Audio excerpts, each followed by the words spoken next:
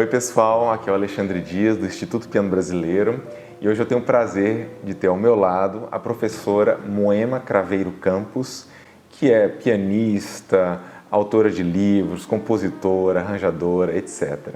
E nós vamos conversar um pouco sobre a carreira dela e também sobre os livros que ela já produziu. Moema, muito obrigado pela sua presença aqui, é uma honra para a gente ter você aqui no IPB.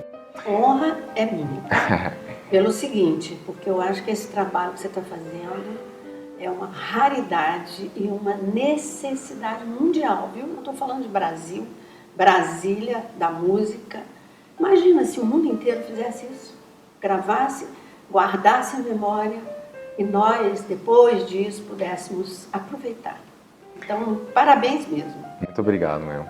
Eu queria começar mesmo do princípio, né? Você é de Goiânia e iniciou seus estudos musicais lá por volta dos 5 anos, né? Você podia explicar quem foi sua primeira professora e como que começou esse trecho da sua formação?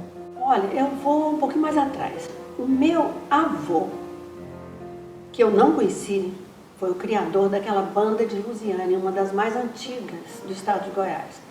Tem a Fênix e tem esta que eu não sei exatamente o nome, que um historiador me falou: nossa, você é neta do Juca Meirelles. Meu pai só falava, seu avô tocava todos os instrumentos. Sim. Então eu percebo que tem uma coisa da genética e não nego isso, tá? Porque depois eu conheci outros netos e bisnetos dele e que tinham uma facilidade. O que aconteceu comigo? Com 5 anos eu fui assistir Luzes da Ribalta, uma coisa linda isso. O filme do Charlie Chaplin. Porque eu queria ser bailarina, meu sonho era, eu vivia pulando, né, em cima dos alpargata-rodas, porque não existia aquela sapatilha de balé em Goiás. E voltei e toquei, claro, com a mão direita. Você tinha que idade mais ou menos? Sim. E depois eu formei no Jardim da Infância com 6 anos tocando. À esquerda eu sabia, eu sabia onde caía a nota e sabia que estava faltando alguma coisa quando mudava de primeiro para quinto primeiro, essa coisa, eu sabia que estava errado. Você tinha piano em casa já nessa época? Tinha um piano que tinha sido da Dona Belquis, daqueles assim de castiçal, sabe? E eu fiquei tão apaixonada por música que uma vez eu ganhei uma bronca e fiquei de castigo. Por quê? Peguei um grampo, desenhei uma flor no piano.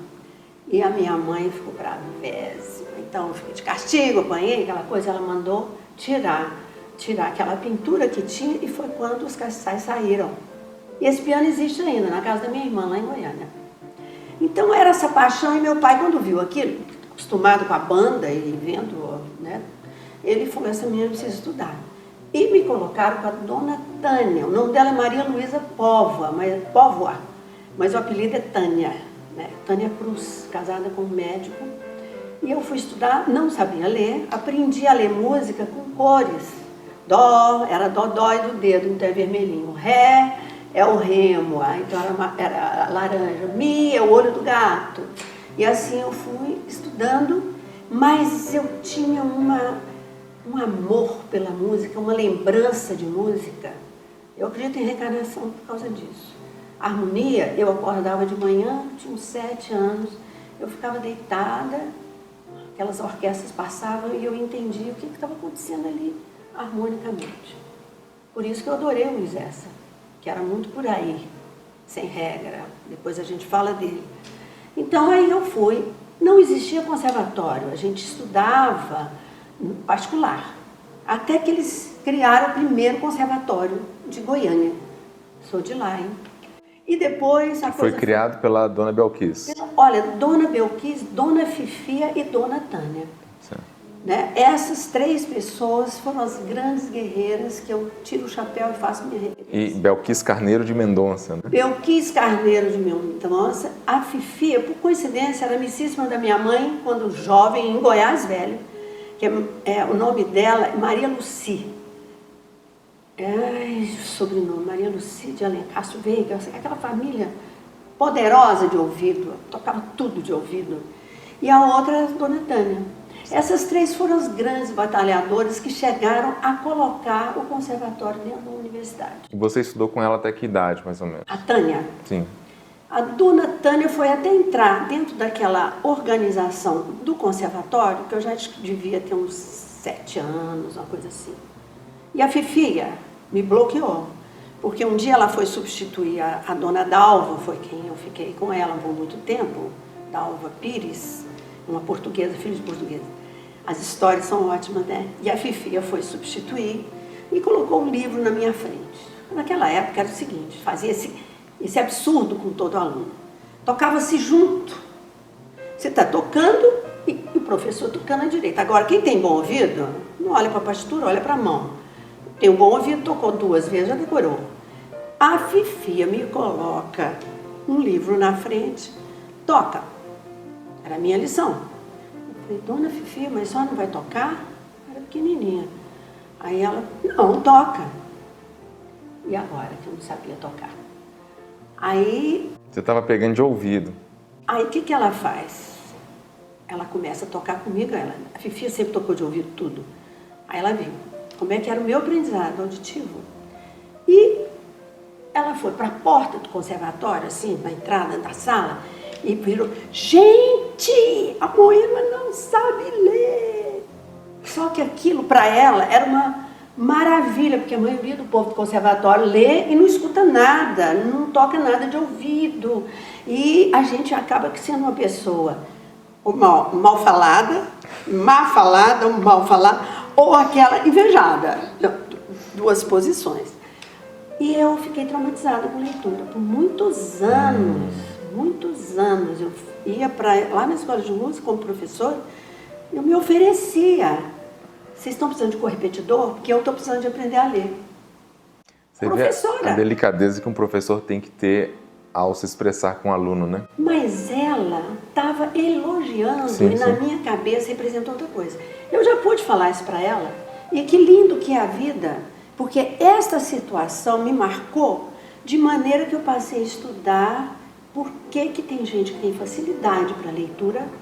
Vânia Marise Campos, minha prima, foi baterista no meu conjunto lá, no conjunto do Instituto de Educação, e era uma pianista, não é mais porque sofreu um problema de AVC, né? Infelizmente.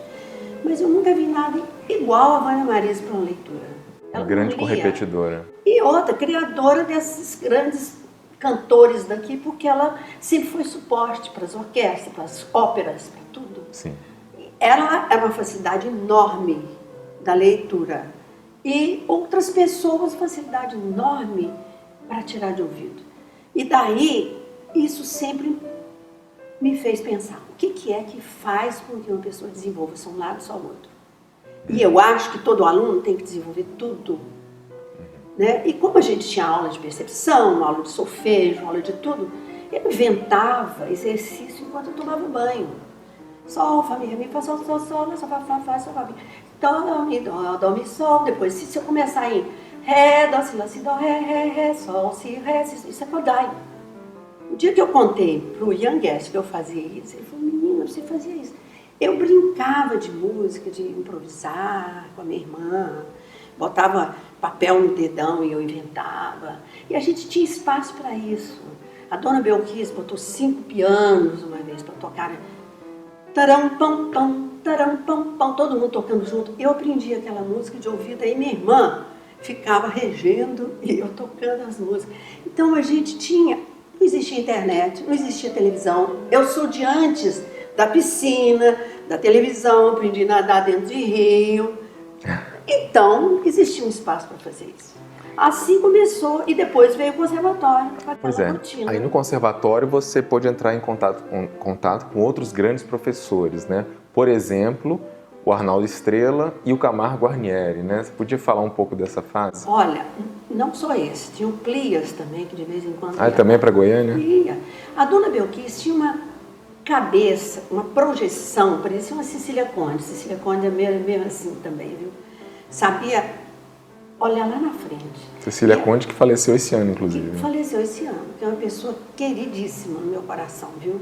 Então, a dona Belkis, ela trazia o que era de melhor para dar aulas em Goiânia. O Arnaldo Estrela, ele ia rotineiramente, mas espaçadamente. Por quê? Os professores trabalhavam as peças com os alunos e ele ia e dava a parte de interpretação. Ou seja, a peça está prontinha, ele dava palpite, mostrava os erros.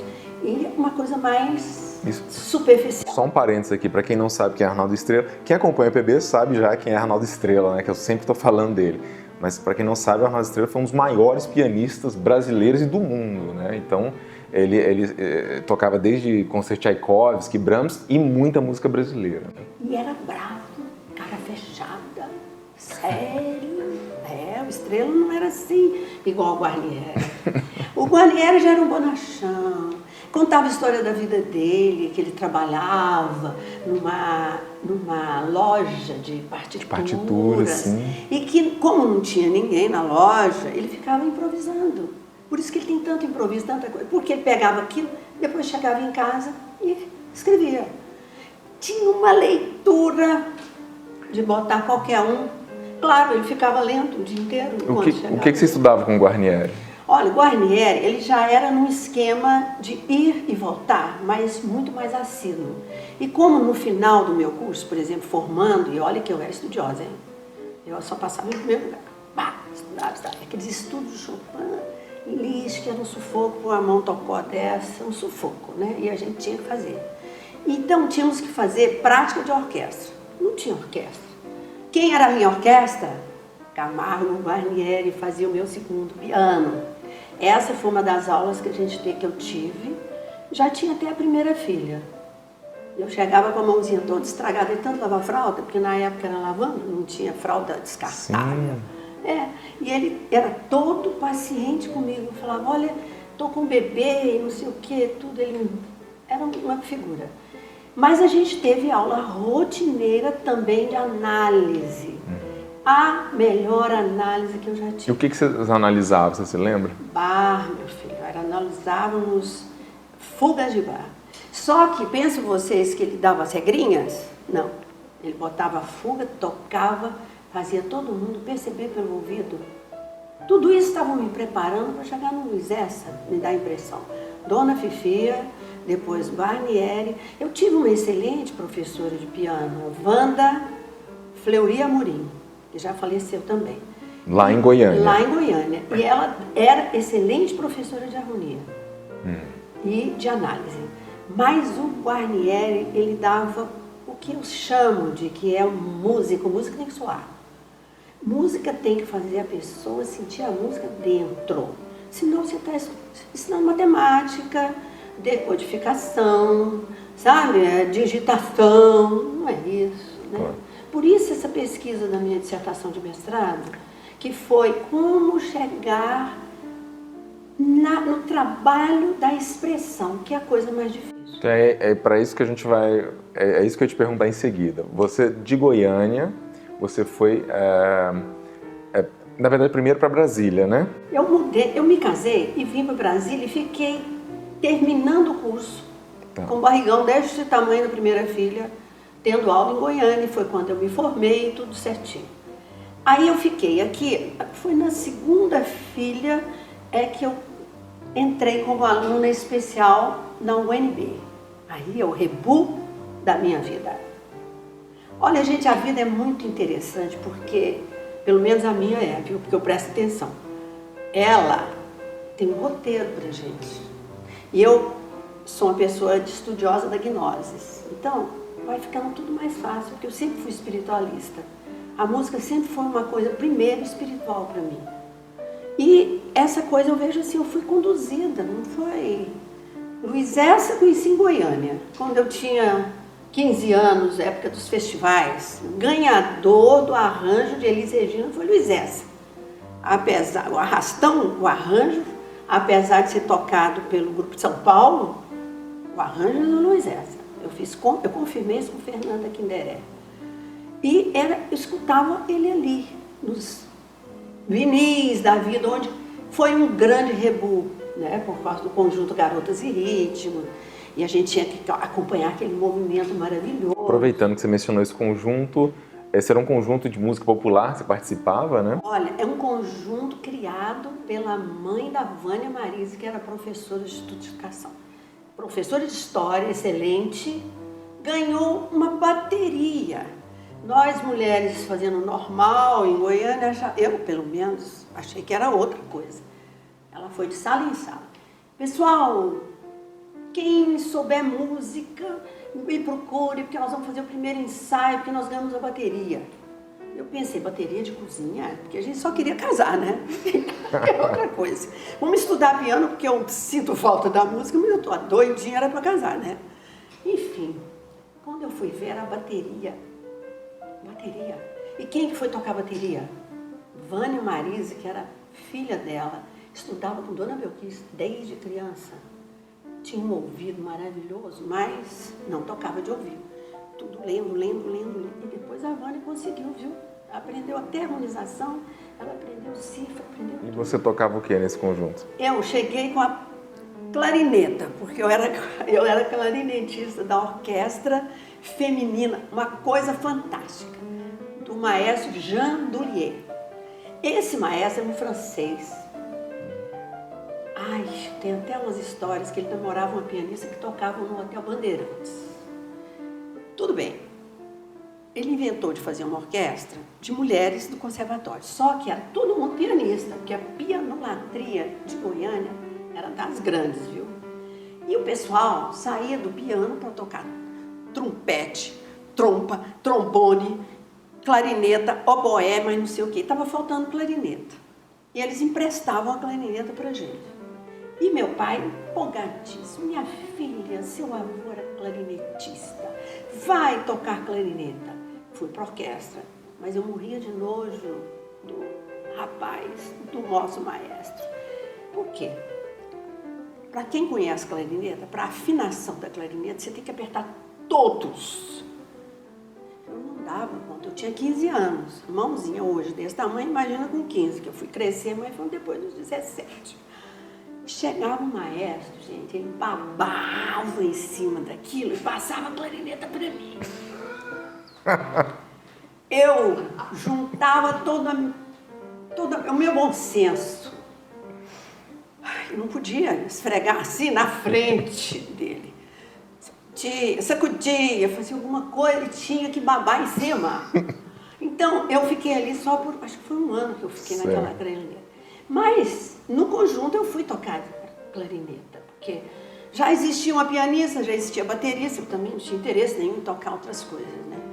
Aí eu cheguei, primeiro ensaio. Aí a gente começou uma música lá e a menina do piano não conseguia.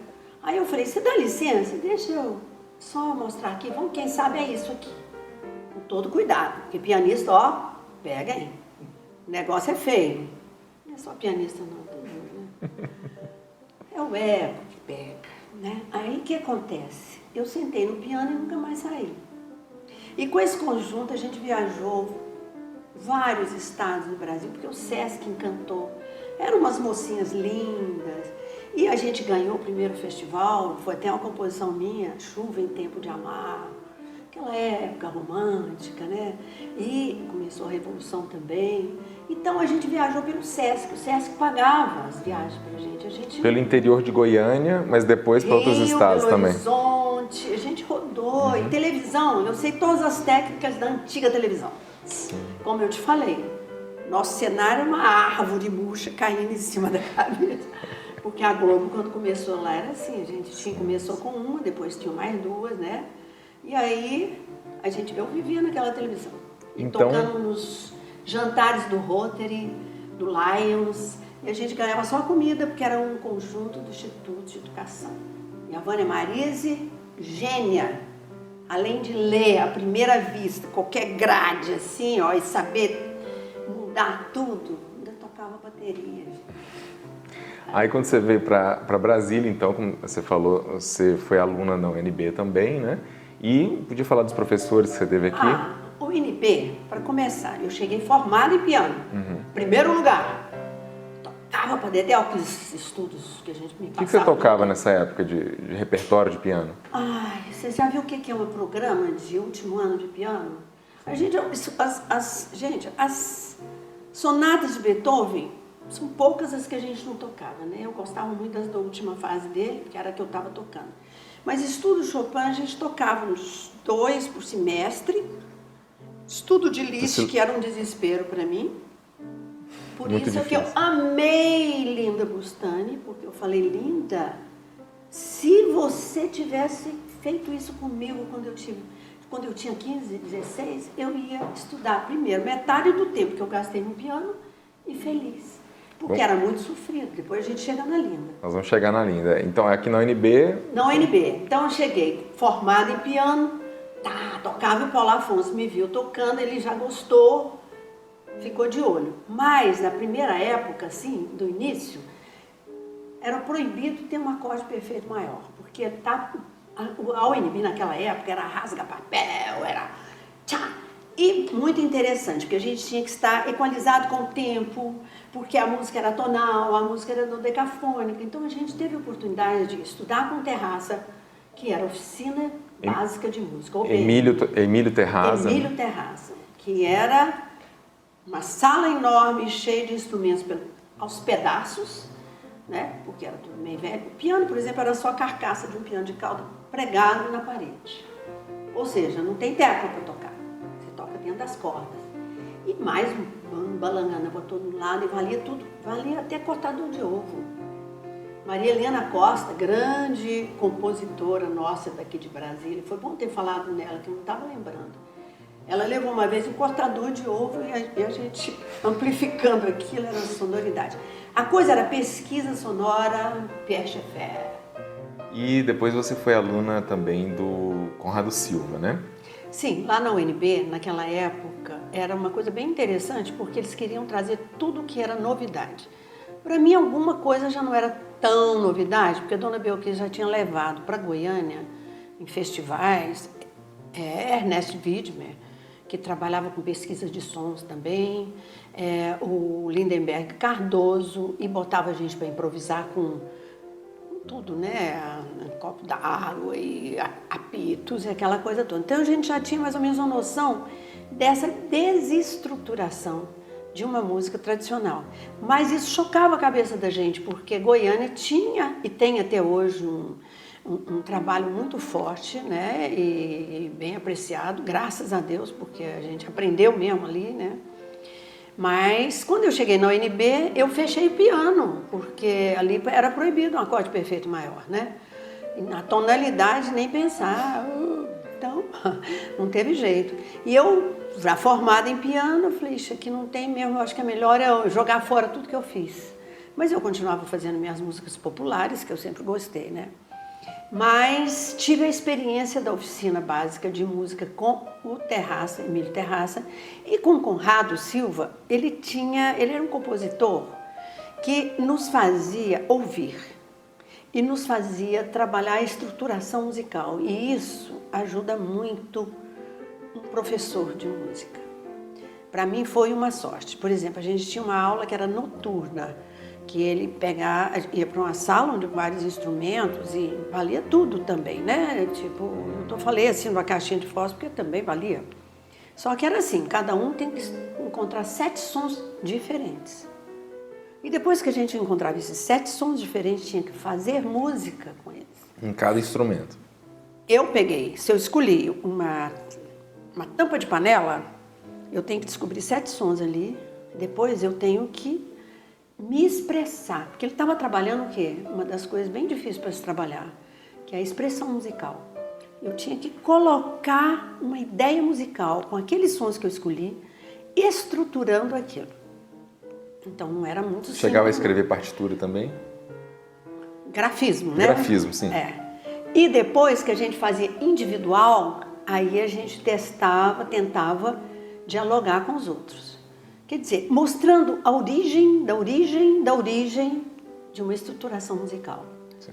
E isso para a educação musical é muito bom, porque em vez de você começar já no piano, dó, ré, mi, ré, dó, não pode mais nada. O piano tem 88 teclas. Tudo que eu estava aprendendo ali, depois eu passei para o meu trabalho no piano. E o Paulo Afonso também, que eu fui aluna do Paulo Afonso de Moura Ferreira, tinha uma coisa interessante, ele abria o piano, primeira aula, abre o piano, vai conhecer o piano por dentro, a gente não conhecia. A gente via o piano por dentro quando o afinador ia na casa da gente, mas a gente não conhecia. E ele fazia a gente conhecer. E aquilo foi abrindo a cabeça das pessoas. Outra coisa muito interessante, o Conrado Silva tinha um osciloscópio. Já imaginou, naquela época, a gente tem uma máquina onde se fazia um som e a gente via o desenho do som no aparelho? Isso é uma coisa interessante, né? E que está mostrando além do que aprender a tocar aquela música daquele jeito e ficar brigando com essa improvisação, porque a improvisação não está de acordo com o compositor, com a época, não sei, questionável, né? Porque a gente vai ouvir outro, cada um tá de um jeito, né? O Paulo Afonso era um grande entusiasta da música contemporânea, né? Ele estreava muitas obras originais, né, da época. Ele casado com uma violinista ótima, linda, né, Valesca. E os dois, eles faziam muitos concertos, trazendo só um repertório que ninguém conhecia. Então foi uma época rica de vamos nos atualizar com o que existe no mundo, porque eles vieram da Alemanha, né? O Conrado veio do Uruguai, ele era uruguaio. O Terraça era argentino, mas o Terraça tinha trabalhado no Rio, naquela escola Vila Lobos, uma escola da época do Reginaldo Carvalho, onde tudo podia acontecer também. Então, Brasília, quando montou esse início aqui da UNB, que eu ainda tive a chance de pegar, ele, por exemplo, o primeiro ano você tinha aulas de todas as áreas, né, das artes. Eu fui aluna do Cécio Thierry, Vladimir de Carvalho, a gente se conhece daquela época. Então, era uma coisa, você tinha uma visão muito maior, muito mais aberta do que só ficar dó, ré, mi, ré, dó, ré. Que eu também não sou contra, mas a gente precisa de abrir um pouquinho, né? Aproveitando isso, então, eventualmente você foi para o Rio de Janeiro, né, estudar com a Cecília Conde uma nova abordagem da pedagogia musical. Você pode explicar como é que foi isso? Olha, a Cecília Conde não foi nem uma abordagem da educação musical. Eu estava doida para ir para o Rio, porque eu estava sentindo que já estava cansada de dar aula na Escola Parque. Eu entrei primeiro para a Escola de Música de Brasília. Passei o concurso, fiquei. Maestro Livino de Alcântara, que eu tiro o chapéu e respeito, porque é uma pessoa que a gente não pode esquecer dele nunca, porque foi quem começou tudo. Começava numa salinha e criou-se a Escola de Música de Brasília e teve a época áurea de lá. Eu, quando saí da escola, me aposentei, tinha 7 orquestras tocando ali. Começando com os aluninhos, meninos de 7, 8 anos, que eu escrevia para aquela orquestra. Quando eu fui para o Rio, eu estava querendo, sabe, ter uma bagagem maior das coisas todas, né? E como a Secretaria de Educação dava essa chance de sair com... Eu saía sem o meu salário, mas podia trabalhar lá, né? Tanto que eu realmente fui atrás de um lugar onde eu pudesse levar minhas ideias. E, coincidentemente, a Cecília Conde era dona do conservatório, me mandou fazer uma prova quando ela viu meu projeto. Ela nem me viu, ela ouviu eu falando o que eu queria fazer. Ela abriu uma exceção, porque a Cecília não era cheia de regra. Cecília era aquela que não tinha regras também. Vocês viram, né, que eu tenho assim um contexto de gente sem regra. Luiz Essa, Cecília Conde, como é que ele chama? O Emílio Terraça, onde a gente tinha que improvisar com aquela coisa toda, né? E ela falou, faz a prova com ela. Fora de hora, eu fiz as provas, a tradução, tudo que precisava. E ela me aceitou, eu entrei como aluna para fazer o mestrado em Educação Musical. E para aproveitar do Rio de Janeiro, eu fui estudar com quem? Koyreuter, Hans Koyreuter, né? Um alemão radical, espiritualista, que era amigo do Rolf Gelewski, da Bahia, que tinha uma improvisação corporal espiritualista. E com ele eu fui parar na Índia, com os alunos do Koyreuter, porque o Koyreuter morou no Japão, morou na Índia. E ele sempre encantado com a música indiana, porque é muita improvisação na música indiana. E a música indiana não tem nada a ver com a nossa música, com a nossa improvisação, com o jazz, com nada disso, né? Aí, eu foi coincidentemente, porque foi quando eu fui atrás do Koyreuter para que ele fosse membro da minha banca da dissertação de mestrado. Quando eu entreguei a dissertação para ele, ele falou: eu não vou participar disso, porque eu não acredito nisso. Mas se você quiser viajar comigo para a Índia, porque ele viu que tinha muita coisa da pesquisa de improvisação. Por quê? Eu sempre busquei na pesquisa de improvisação, eu já tinha vivido isso no INB, já tinha vivido isso desde que eu era criança, porque eu inventava com maior facilidade, e eu ficava pensando, como é que a gente ensina isso? Porque eu via que esse era o canal de ligação. E aí ele falou: vamos para a Índia. Olha, eu não sei, porque quando as coisas têm que acontecer, até o dinheiro aparece, viu? Porque eu não tinha nem dinheiro para ir, e fui. E foi uma viagem maravilhosa, onde a gente pôde frequentar. Nós tivemos aula de música indiana antes, durante e depois que a gente voltou. E não só estudei isso com o Koyreuter, como estudei análise e estudei contraponto. E o Koyreuter, ele era uma pessoa que trouxe toda a grande novidade para o Brasil através da Bahia, né? Quando ele estava lá com aquele grupo, e ele também pesquisava alguma coisa de ligação com o espiritualismo, tinha a ver com isso, né? Mas aconteceu que o Luiz Essa, que eu só conhecia pelos discos, né, estava lançando a volta do Tamba Trio, que foi um trio muito importante na Bossa Nova. Foi quando eles remontaram o Tamba Trio na Cecília Meirelles. Eu cheguei na fila, já não tinha mais ingresso, e alguém veio e me deu o ingresso. Por isso que eu falo, tem uma direção.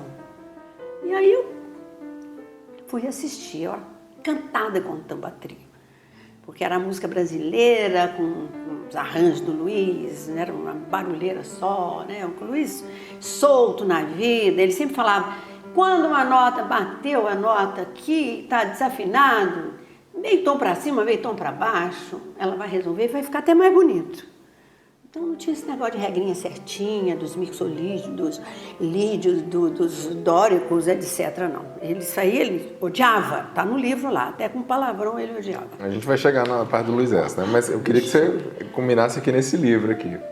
Ixa, esse é o Cecília Conde. Mas é que teve a Linda Bustani também, né? Porque eu fui de cara estudar técnica com a Linda Bustani, que foi apresentada pela Cristina Nascimento. Ela falou: vai estudar com a Linda, que você vai ver outro mundo. Bom, você quer falar desse livro? Foi a época que você fez sua pós-graduação, né? Esse é mestrado. Uhum. Esse aqui quer dizer, ele mudou, porque ele virou livro. Antes era só uma dissertação de mestrado muito chata para ser lido. E consegui que a N Livros publicasse. Olha só que linda essa capa. Essa capa não é uma mandala, é uma mandorla. Depois que eu vim aprender isso. É um símbolo, assim, parecendo ovo, né? Com um coração dentro e as folhinhas, que seria a improvisação, ligando com... É o seu coração ligando com o superior. Isso é uma capa do Rômulo Andrade, um pintor daqui de Brasília. Eu toquei no casamento da filha dele e ele me deu o quadro para eu poder botar na capa. Eu sou muito feliz com essa capa. Ele falou: vai, ponha, porque você tem que ter uma capa de livro que você seja... assim, gratificada, sempre, até velhinha. E eu sou. Então, nesse livro, eu questionei o quê? Que serve para cantor, para qualquer instrumento. É uma educação musical onde não se perde nada do tradicional. Eles têm o seu valor. Só que não pode fechar a cabeça da pessoa. Por quê? Porque o piano tem 88 teclas. Então não pode ser só isso. Não pode ser só aquelas regrinhas de harmonia que você pode, não pode, sobe, não, e oitava não pode ser aqui. Bach não fez isso. Ele ouvia a música, escrevia, depois é que veio o Tratado de Harmonia de Rameau em cima. Então tem todo um sistema que primeiro é aqui o coração, a música. Então eu busco isso. E como? Primeiro usando toda aquela novidade da UNB, porque ali é uma desestruturação. Ou seja, vamos falar assim, descondicionamento, onde você tem que trabalhar com barulhinhos, ser capaz de transformar aquilo em música, ser capaz de expressar. Aí eu, poxa, como é que pode ser feito isso no piano? E outra, o tirar de ouvido, que eu tirei de ouvido a vida inteira, o harmonizar livremente, que eu harmonizei livremente a vida inteira, e as coisas mais que viessem de dentro de mim, da intuição, e eu fui trazendo tudo isso para cá. Então, o capítulo dele sobre a improvisação é um capítulo que agrada demais a musicoterapia. Porque a musicoterapia, que depois eu fui fazer o pós-graduação, também lá no Rio, porque a Cecília Conde falava, você precisa conhecer a musicoterapia. Tem muito a ver com a musicoterapia, seu pensamento. E eu fui, fiz pesquisa na imagem do som, naquele hospital da Anísio da Silveira, e aquilo me fascinava, porque era trazer a coisa de dentro da pessoa, e mais ainda, de pessoas problemáticas, de pessoas com deficiência, de pessoas autistas.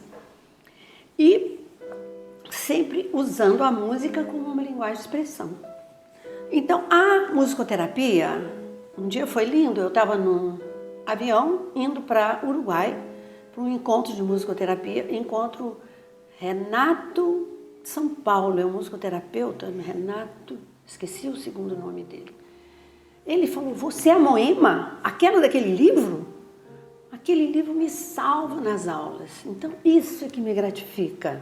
Saber que as coisas que eu escrevo servem para um professor, servem para um iniciante, servem para um músico.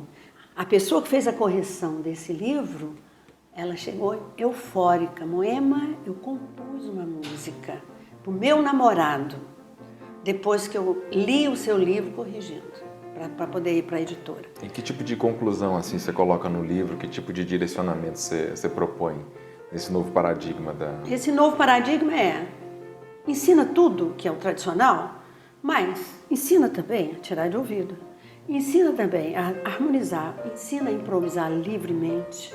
E ainda fiz uma pesquisa, que livros didáticos do piano que fazem isso. Porque a Cecília Conde falou, Moema, olha, dissertação de mestrado tem que ter uma análise. Aí, no final dele, ele consta aqui. 77 livros eu consultei.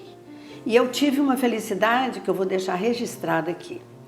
Na USP, a Teca Alencar, que é uma professora do doutorado, ela falou, é minha amiga, viajou com o Koyreuter, ela tem vários livros sobre o Koyreuter. Viajamos juntas, eu conheci na Índia, né? Aí ela falou, mãe, eu tenho um presente para você de uma aluna minha no doutorado. Você consulte as bibliografias do pessoal de mestrado e doutorado. Seu livro está em todas. Aí um presente, o que era? Uma caneca. A moça que fez a tese de doutorado fez questão de mandar fazer uma canequinha para cada um da banca, para a Teca, que foi orientadora, e guardou uma para mim, com uma frase minha do livro, que foi a frase que mais marcou naquela dissertação dela. Ali já é a tese de doutorado. Então, é isso que é para mim agora, sabe, Alexandre? Eu já toquei muito no exterior, aquele meu amigo querido, o embaixador Lauro Moreira, que é goiano também, eu fiz concerto com ele, fiz sozinha, ele me botou para ir para a África, para Portugal, para o Palácio Foz, para Alcobaça, naquele mosteiro, 8 séculos antes de Cristo, deu um concerto lá, tudo pago pela embaixada, que ele era o embaixador do CPLP, que é a comunidade da língua portuguesa. Então, essas coisas todas me acrescentaram muito. Lancei esse livro lá também em Portugal. E, além da Estela Brandão, que eu também tenho que falar, que com ela eu toquei em vários países, além de ter tocado... Cantora, né? Ela é cantora e a gente era colega da UNB. Então, não podemos deixar essas pessoas que abriram portas para mim também, né? E ela está trabalhando no Itamaraty. E foi maravilhoso, porque me deu uma condição de ter uma abertura de pensamento e uma confiança naquilo que eu acredito. Que eu acho que serve para alguém, vale para a educação musical, que é isso que me importa. É interessante isso que você está falando, porque realmente, em geral, quando a gente tem uma educação muito focada na música escrita, na partitura, a gente deixa de trabalhar a improvisação e o ouvido, né? E vice-versa, né? Então é bacana que você propõe uma integração entre essas áreas, né? E já pouco depois disso você passou a trabalhar no que virou este álbum. Você podia explicar o que é o... E só para completar, essa parte da improvisação, eu começo com a atonal e a gente vai explorando. Por exemplo, se o aluno está aprendendo staccato, querendo ter o gesto de staccato, está aprendendo na música, por que ele também não inventa uma música fazendo assim? Né? Ele está aprendendo o que é uma ligadura.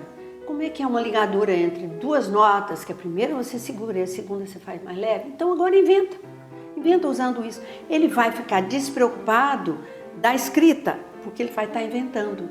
E ele vai poder ouvir melhor o que ele está fazendo. Ele vai entender melhor o gestual que ele vai usar. Que cada um tem um, cada um é uma mão. Então a gente tem que dar esse espaço do aluno se entender, e do aluno chegar na música, do aluno buscar o som que é preciso que você está trabalhando com ele. E a improvisação entra até numa aula tradicional. Bom, esse aqui, 13 Pequenas Peças Brasileiras, foi lançado 2 anos depois. É o seguinte, este livro eu dava aula de piano na escola de música, no noturno. Saía, assim, aquela minha aluna, quase da minha idade, com um livrinho Leila Flat na mão.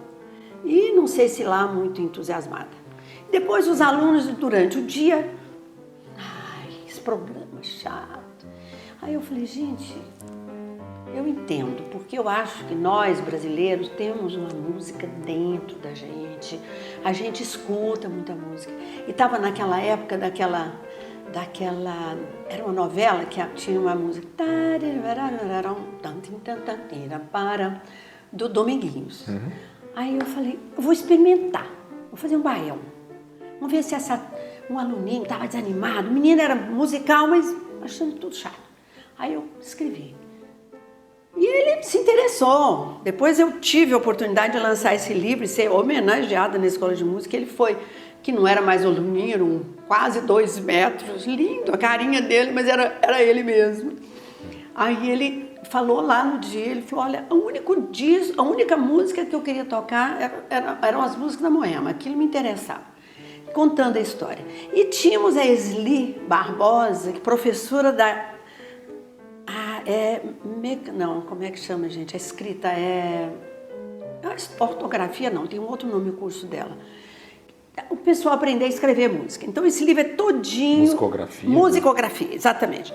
É todinho manual. E o Ian Guest, nosso querido, que vivia na escola de música dando curso no verão, ficou encantado quando viu isso. Nossa, não tem nada de computador, nada gráfico. E ele fez questão de escrever na 4ª capa.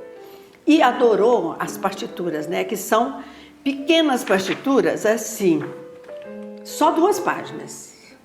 E com além da história de cada ritmo brasileiro, um desenho que é muito lindo. Porque uma Lena, minha colega do Colégio Pedro II, que eu fui professora do Colégio Pedro II no Rio, na hora da dureza eu fui. Passei na prova e fui. E aí, esta menina, muito sensível, além de eu colocar a historinha de onde vem cada ritmo, ela ainda fez um desenho que se via para o adulto e para a criança. Uhum. Então, este livro já é usado em vários países. Eu já lancei esse livro através da Violeta de Gainza, que me chamou para ir dar aula no México, tocar e ainda lançar o livro do Fladen. E eu encontrei com ela, falei com ela no telefone há um mês atrás, e ela falou, você tem que fazer outro volume. Eu falei, já estou fazendo. E tá no forno, e eu vou estar usando ritmos gaúchos também, porque Pampa, os nossos Pampa tem uma música que não chega até aqui. E qual que é o nível de dificuldade dessas peças? Olha, é para um iniciante, mas não é um iniciante beabá, não. É um iniciante que já está lendo, né? Porque ele tem algumas dificuldades. Agora é muito gratificante abrir o Facebook ou então o YouTube e ver lá do Cariri o pessoal, Moema querida, olha aqui o que nós fizemos de arranjo. Isso acontece, olha, eu fico muito feliz. Aí eles colocam zabumba, um pandeiro, triângulo. Outro dia eu recebi uma das músicas, tocando jazz em cima, com baixo, bateria e tudo. Então é isso, eu fico feliz porque o pessoal está tocando por aí tudo. Eu já tive a oportunidade de tocar em concerto, mostrar, falar, lancei um livro já em tudo quanto é canto, Argentina, México, etc. Tem gente na Alemanha também usando, enfim, estamos aí sendo úteis, é isso que me interessa. E agora eu queria que a gente passasse a falar deste importante livro que você lançou recentemente, né? Acho que é de 2017, né? Que se chama Falando de Piano, com Linda Bustani e Luiz Essa. Dois grandes pianistas, dos quais você foi aluna, de cada um deles, e de universos bastante diferentes, mas que você dá um jeito de unir nesse livro. Você podia explicar um pouco? Bom, a verdade é que a união é deles mesmos, porque o Luiz Essa, ele foi uma pessoa o forte dele é música popular, mas ele estudou erudito. Ele tem toda uma história, uma trajetória com música erudita, foi parar em Viena e aprontou em Viena, a ponto de ser mandado. Ele começou a tocar a música do Garoto lá, fazendo arranjo em Viena. O pessoal não gostou muito. Enfim, eu cheguei nele porque a própria Linda falou. Eu estava lá estudando técnica com a Linda Bustani, que é para tudo, não põe a mão no piano, vamos arrumar tudo. E eu não era uma pessoa cheia de defeito, não. Já tinha formado e tudo, né? Já tinha tido bons professores também, a Wanda corrigia muita coisa. A Linda Bustani, grande pianista, né? E que foi aluna do Arnaldo Estrela, né? Desde criança, desde 8 anos de idade. Aqui conta-se tudo. Porque o irmão dela, que é o Zé Maurício Bustani, que é um embaixador do Brasil, né? E ele que era o pianista.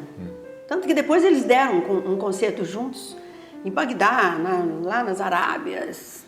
Eles têm uma ascendência Bustani, né?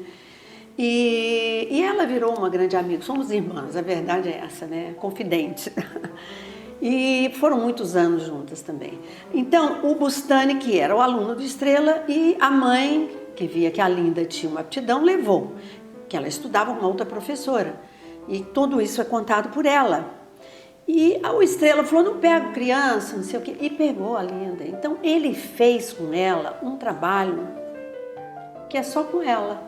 Porque os outros professores que iam, os outros alunos, trabalhavam interpretação daquelas músicas que estavam tocando e ele dava aquela resolução disso. Está difícil fazer isso oitavado? Então você estuda assim. Então, aqui não. Aqui você põe 5 dedos, começa com cortô e o trabalho é de articulação primeiro. Trabalha com metrônomo. Quem tem ranço com metrônomo, vai ver que o metrônomo é o grande amigo da gente. Porque o metrônomo é aquele que mede a sua comodidade, né? Aquele que exige que você corra atrás dele, vai suando igual numa corrida dessa de fim de semana. Não é nada disso. Você trabalhou com ela por 2 anos só técnica? Só técnica. Ela me permitia tocar no Viro da Ipiranga, com Guilherme Caran e Estela Miranda, 2 cantores. Eu entrei no lugar do Tim Rescala. Só era um show de 1 hora.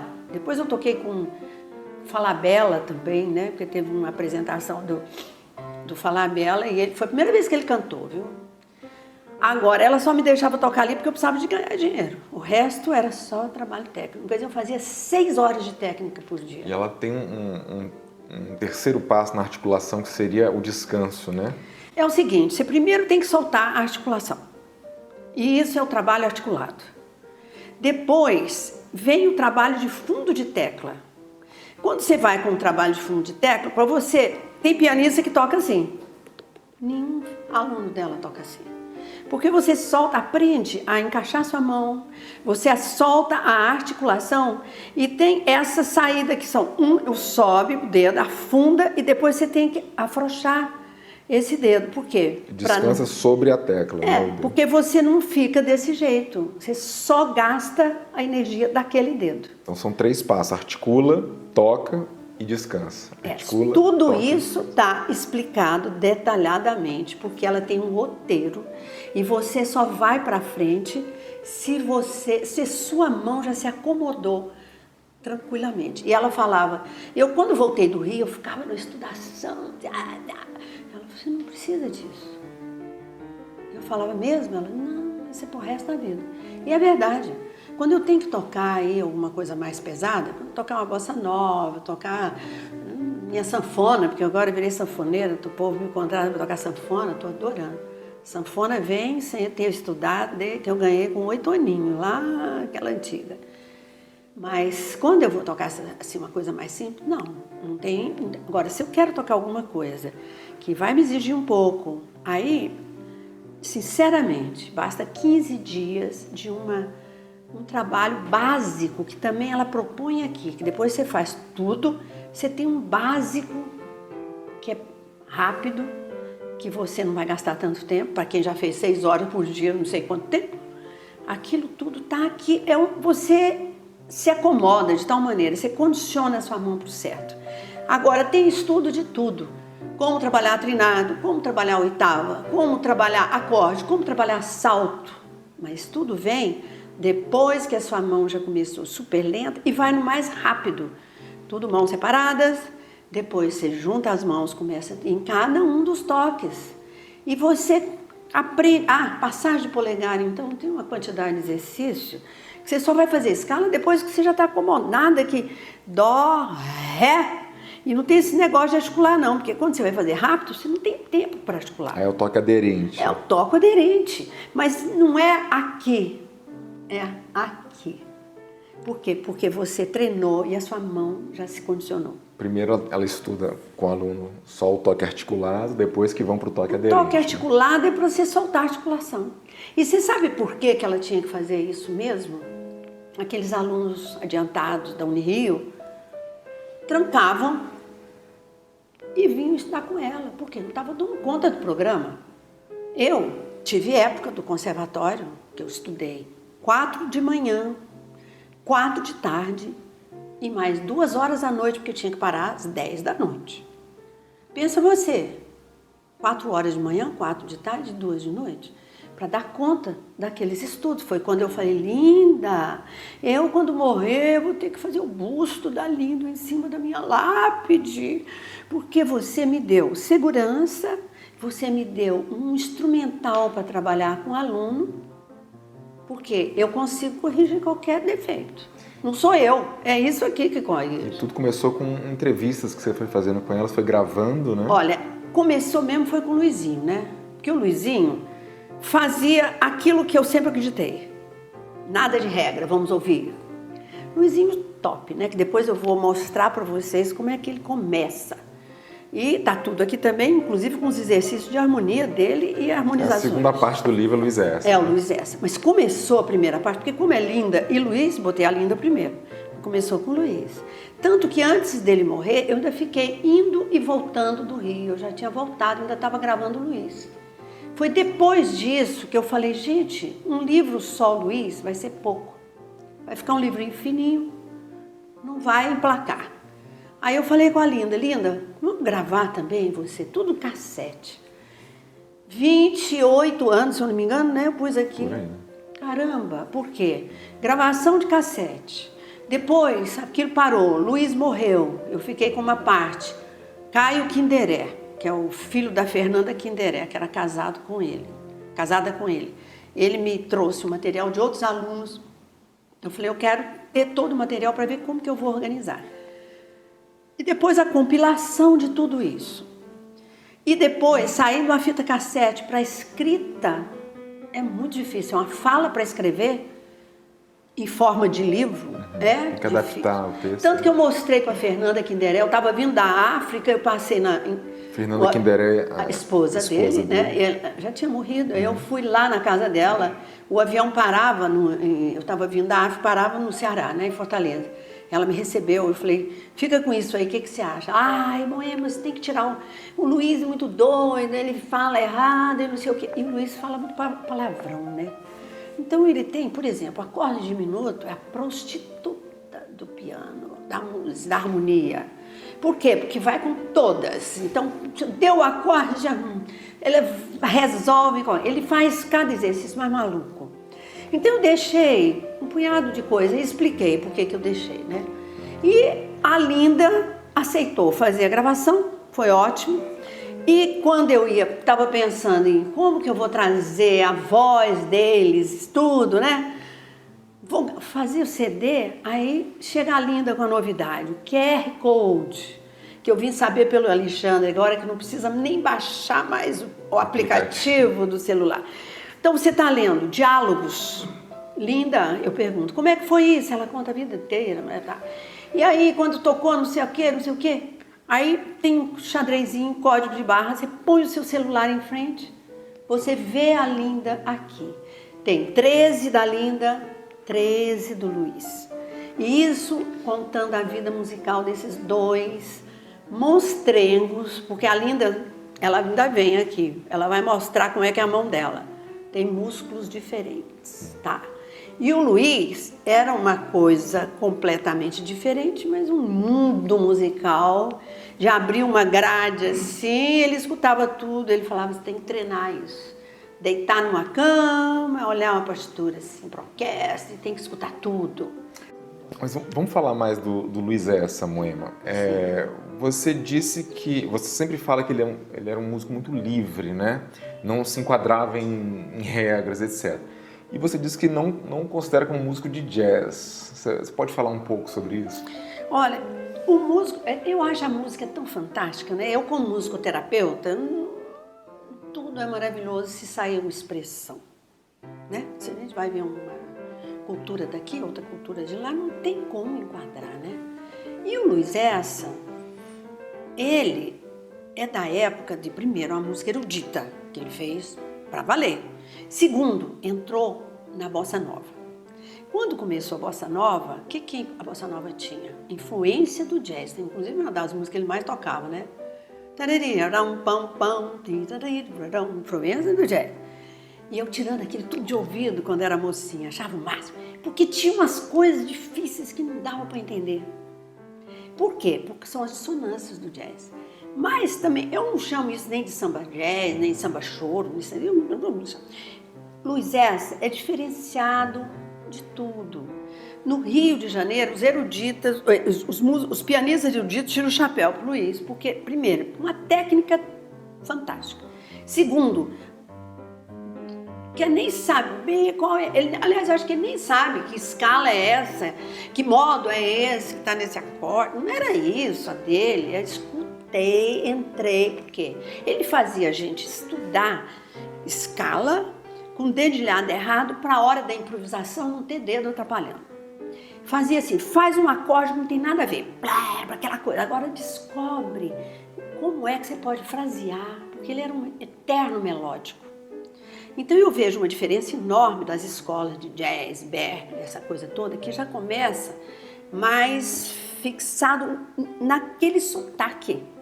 E o Luiz na escala que encaixa com a cor. Que eu chamo de sotaque, porque, sabe, do jeito que nós falamos português, no Nordeste fala de um jeito, no Sul de outro, mas estamos falando português, que é a música. O Luiz tem o sotaque dele. Você vai ouvir uma música dele, ele tem arpejo, assim, sobra nota. Há pessoas que falam, não, tá sobrando nota, porque tá acostumado com pouquinha coisa. O Luiz nunca foi de pouquinha coisa, porque ele tinha um erudito atrás. Então, ele tem a cara dele e eu não considero isso de jazz, porque eu conheço um pouco de jazz também, já ouvi muito trabalho de jazz em cima dessa conformação, não sou contra, questão da escolha da pessoa e gente tocando lindamente, mas que acaba que fica muito parente, muito parecido. O Luiz, ele propõe um estudo de maneira que cada um sai fazendo o que quer. Vai ver, Marinho Bofa, a Fernanda sempre falava, quem mais toca parecido com o Luiz é o Marinho Bofa. E eu fui vê-lo, realmente, ele solta a mão. Vai ver a Adélia Fischer, faz diferente. E assim vai, todos. Eu estava muito atrás da didática dele, de como que a gente pode ampliar, e posso mostrar depois que ele tem umas coisas bem interessantes, que eu também já fui aluna de harmonia num conservatório, onde oitavas seguidas não pode, as quintas, paralelas. Socorro! O Luiz não sabe nem se isso existe. Aliás, ele falava mal para Dedéu, muito mal, de conservatórios, estragava o talento das pessoas, falava mal das regras de harmonização, falava mal das regrinhas de jazz, que vem todo mundo amarradinho, porque ele queria, e eu entendo muito bem, que cada um soltasse a música de dentro dele, assim como a Violeta de Gainza busca isso. Ela e Koy Reuter se bateram muito nesses encontros de música latino-americana, que eu fui em vários, porque o Koy Reuter tinha os modelos de improvisação, e a Violeta não. Improvisa, cantando, aí você tem que, se você ficar numa tonalidade, ela já acha desinteressante. Você tem que explorar. O Luiz é dessa raça. Lá na UNB também, a gente tinha que compor para o quinteto que começou no UNB e depois ainda ouvia a composição da gente. Explorando, não tinha regra não, inventa, faz, vê o que dá.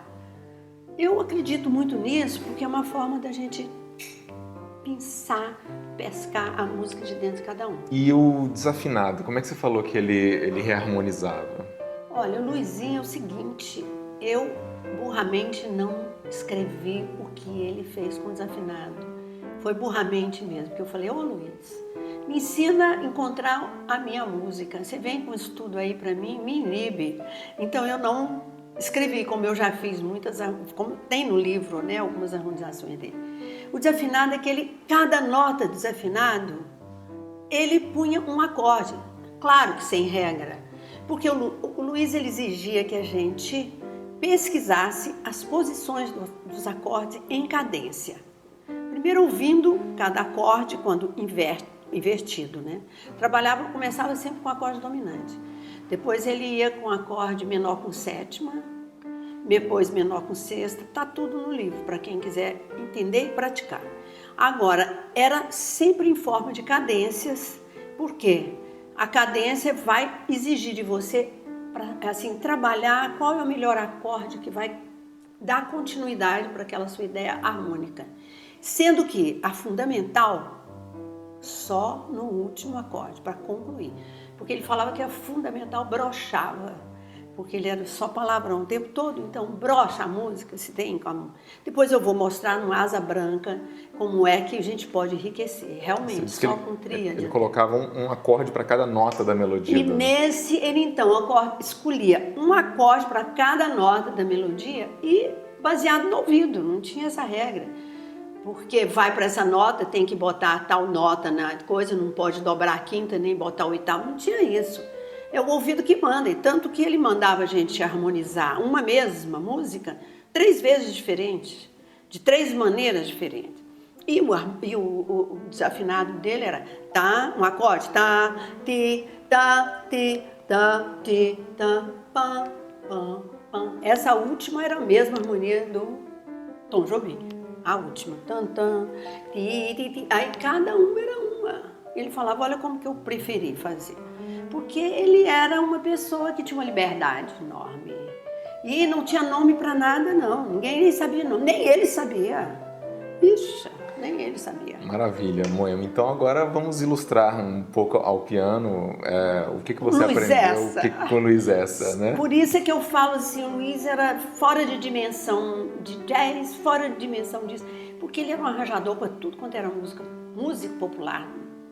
Tem uma lista de músicos que ele harmonizou e arranjou. Então ele não tava de jeito, aliás ele odiava qualquer regra, essa que é a verdade. Bom, eu vou mostrar aqui a primeira aula do Luiz. Ele fala assim, Pai, Filho e Espírito Santo. Apesar de tudo, quase religioso, né? Por exemplo, Dó maior, né? Isso aqui é Dó maior. Isso aqui também é Dó maior. Com a terça no baixo. Isso também é Dó maior, com a quinta no baixo. Pai, Filho e Espírito Santo. Então, isso aqui dá uma sensação de que concluiu. O que a gente tem que pensar é qual o humor, ele falava qual o clima do acorde, qual é a intenção do acorde. Isso aqui é conclusão. Esse aqui, ele falava, isso aqui é um acorde dominante. Ele vai pedir uma resolução, né? Então a gente abria. Eu custei na primeira aula entender isso. Eu falava, mas isso aqui tudo é maior. Escuta, não vem com regra, esquece. Esquece tudo que você aprendeu no conservatório. E aqui, esse aqui é muito interessante, que ele vira um acorde suspenso. Porque ele vai pedir para depois terminar. Então você vai fazer. Termina com a tônica, sempre. Então, isso para a gente praticar, por exemplo, asa branca. Só para uma ideia. Por exemplo, asa branca, 4, 5, 1. Né? Vamos só experimentar isso aqui. Em vez de eu começar com Dó, tônica, eu posso começar. Aí ele falava, será que não fica melhor? Já deu uma distância, porque o Luiz adorava tudo que é uma tensãozinha daqui para distensionar, e uma coisa de enriquecer. Nada de regra, porque é seu ouvido é quem manda. Então, também não vou botar fundamental. Também não vou botar fundamental. Vocês viram que eu não saí de 4, 5, 1. Fundamental no baixo, né? É, a fundamental no baixo. Se eu fizer...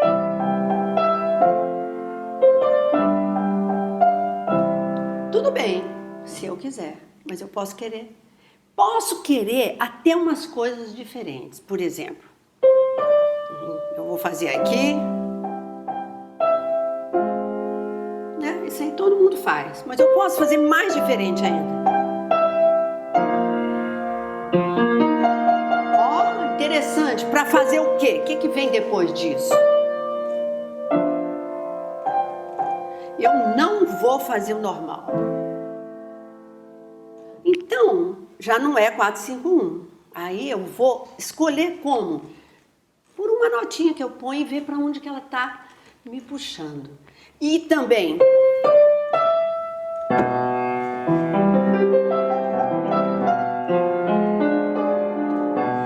baixo contínuo, ele adorava isso. Pega uma música, você vai me fazer 3 harmonizações diferentes. Agora, você vai escolher um baixo sonante. Deixa eu ver.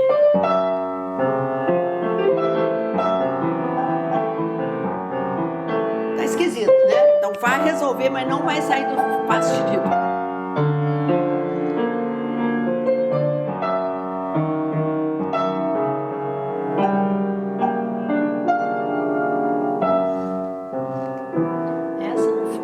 Mas você pode escolher um. Vamos ver com Fá natural, em vez de seu Fá. É uma coisa de vamos ter coragem de mexer no piano.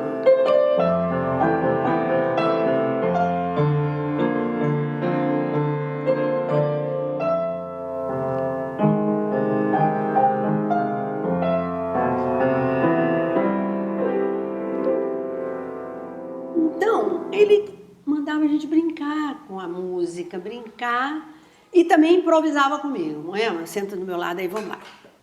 Vamos conversar. Eu faço muito isso com o aluno. Que é... Aí o outro faz. Uma resposta, né? E aí a gente... Tem regra não. Tem que fazer um movimento. E a gente pode criar música assim.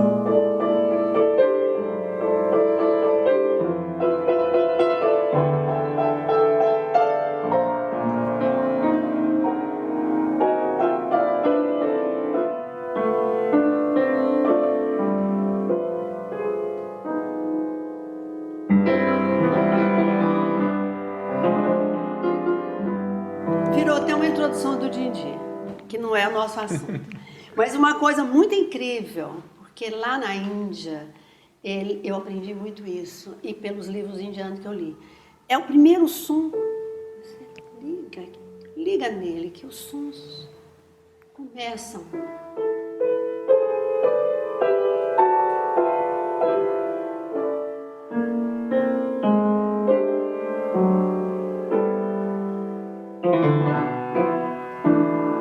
É um movimento, aquilo, quer dizer, dá oportunidade para o aluno explorar essas coisas, porque aí vem o sentimento do aluno, ele está aprendendo a se expressar, sem medo. Vai ficar melhor quando ele for tocar um bar, um Chopin, ele já vai ter o caminho da expressão. E como é que foi aquela vez que o Luiz te deu 3 notas para você criar ele uma falou, música? Você vai compor alguma coisa com essas notas. Eu acho que foi isso. Eu escrevi e ele gostou. Mas só que eu não trouxe a música, então não sei, porque ela é toda dissonante. Também tinha que ser dissonante. Agora, isso eu trabalho com os meus alunos e... Mas como é que seria o comecinho, assim, se você fosse criar agora no estilo do... Por exemplo, eu já fiz isso até... Recital meu, eu tocava erudita a primeira parte e a segunda parte eu improvisava, né? E a gente pode... Fala uma nota, fala outra. Uhum. Que nota? Si. Si. Mi. Mi. E Lá bemol. E Lá bemol. Aí eu vou fazer.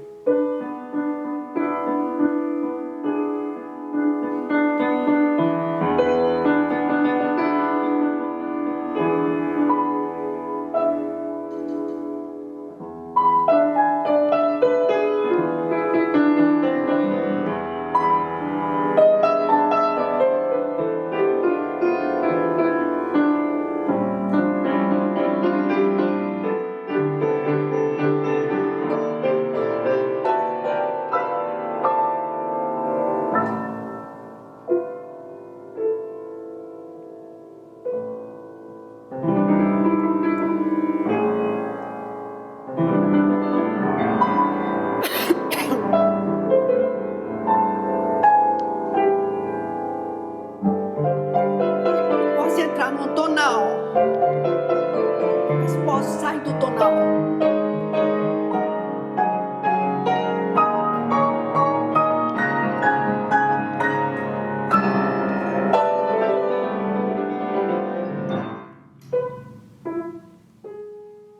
Bom, já deu uma ideia, assim, de que a gente pode brincar. Brincar. Meu livro, primeiro, ensina a fazer isso. O novo paradigma, educação musical é o novo paradigma. Isso serve para qualquer instrumento. Pensem. A gente abre o piano, né? O aluno vai ver como funciona o piano. Paulo Afonso, de Moura Ferreira. Segundo, Kohlreuter. Nós temos 4 parâmetros. O Kohlreuter dá um quinto. Eu boto o aluno para escutar uma nota. O que vocês estão ouvindo primeiro? Quais são os primeiros parâmetros? Uma nota só. O que você vê nisso aí? A intensidade. Posso variar. Altura. Altura. 88 teclas. Olha que maravilha, tem até preta. Né? Posso fazer. Duração. Ela pode ser longa, como ela pode ser? Uma nota só. E eu posso calcular isso, ele vai virar um ritmo. O ritmo vem daqui. Essa organização das durações. Depois o timbre, né? Porque você tem no piano uma variação de timbre, no dedo tem variação de timbre, e aqui também. Eu lembro que eu tocava um Mozart, quando ele vinha para cá, ele parecia que tinha amplificado de outro jeito, né? E o Kohlreuter falava que tem a densidade, porque na música contemporânea tem também a densidade, aquela coisa que é mais denso. Como nós vamos trabalhar atonal a princípio para começar a improvisar, olha a diferença, você começar a improvisar com regra e outra coisa com 88 teclas que você pode inventar. Então você pode brincar. Como é a história com o aluno? Como é a história? Primeiro ela inventa você e alguma coisa usando por exemplo, só intensidades. Então, o aluno vai fazer qualquer nota, então.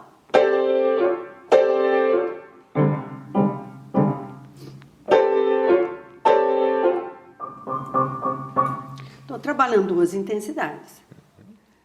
Mas eu posso fazer crescendo. Posso fazer o elemento surpresa. E o Kohlreuter falava uma coisa muito importante. Uma música atonal, repetição, imitação,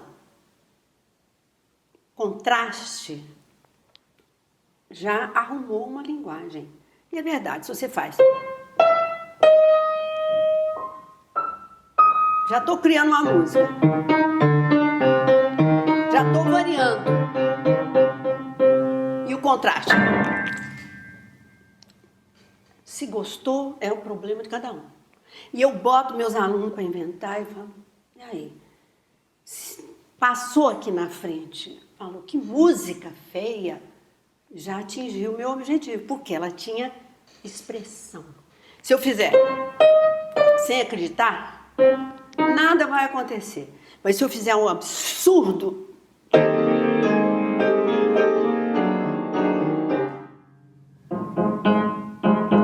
repetição e variação.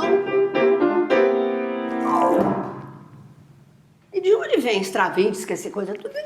Eu tenho certeza que eles brincaram muito para fazer um tanto de coisa. Depois até quiseram botar lá os dodecafônicos, aquela coisa, já é outra coisa.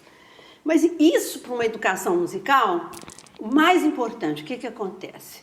O aluno quebra o medo desse instrumento. Segundo, ele passa a ser seu amigo de brincadeira. É um salão de sons que você pode inventar. Eu fazia isso quando eu tinha 8 anos. E eu comecei a ver, gente, isso aí está faltando ficar. Não, cuidado, não está certo, aí vai. Olha aqui. Por que não pode? Por que não pode também? Não é porque essa hora disso é a hora disso. Mas por que não pode? Também. Vamos fazer uma tempestade? Aí ele vai começar.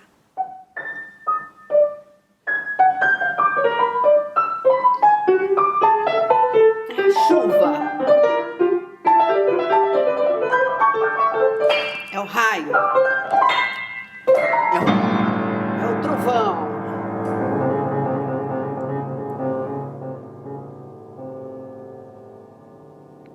A criançada adora. Depois que eles fazem, aí eu vou e faço também. Para dar ideias assim, né? Mas o Luizinho falava isso. Você tem que ir para os bares, ouvir e ver como os pianistas tocam. Tem que ser humilde. Tem que ir lá, ver, porque todo mundo tem alguma coisa diferente. E eu também acho, todos os professores têm alguma coisa para ensinar, todo pianista tem uma coisa para ensinar. E a gente tem uma música enorme dentro da gente, que a gente tem que deixar sair. Graças a Violeta de Gainza, que é a minha ida lá. Quase 90 anos, e a mulher ainda viaja para dar curso no Fladem, me convidou para o México. Olha, são umas coisas que a gente vai aprendendo, até com os erros dos pianistas, porque todo mundo dá aquilo que tem, ensina aquilo que sabe. E cabe a gente a encontrar o caminho da gente com tudo aquilo que esse pessoal todo. Agora eu vou tocar uma música minha.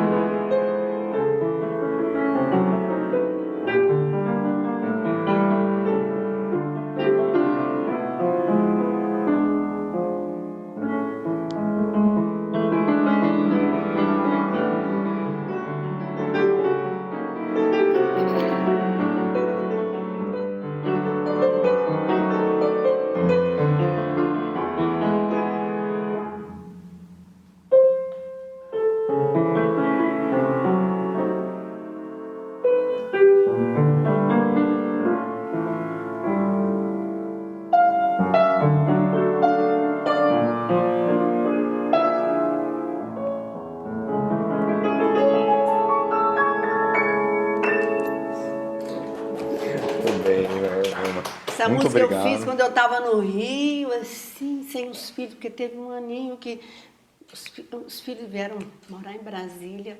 E aí eu nunca escrevi essa música. E nunca esqueci. Deve ter o quê? Quase 40 anos, né?